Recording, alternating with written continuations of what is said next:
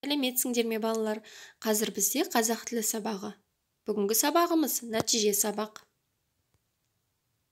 Сабақтың мақсаты сөз таптарын ажырату, тірек сөздерді қатыстыра отырып берілген сурет бойынша сөйлем құрау, мұғалімнің көмегімен мәтіннің тақырыбы мен негізгі ойды анықтау. Оқулығымыздағы бірінші жаттығуға назар аударайық.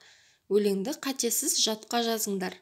Төскейден жел еседі, төбемнен бұлт көшеді, туған жерім мен үшін көк майсасын төседі.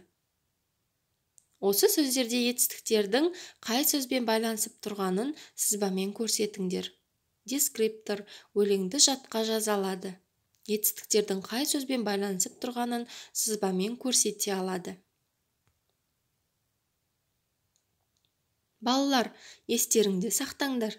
Етістік заттың қимылын, іс-әрекетін білдіретін сөз табы. Етістік не істеді, не қылды, қайтты деген сұрақтарға жауап береді.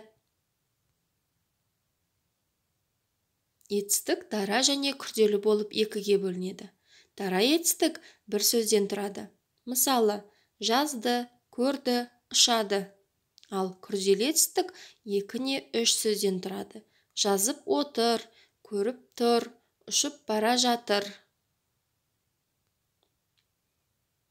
Үшінші жаттығуға назар аударайық. Суреттегі зат атауларын олардың қимылын білдіретін сөздермен сәйкестендір.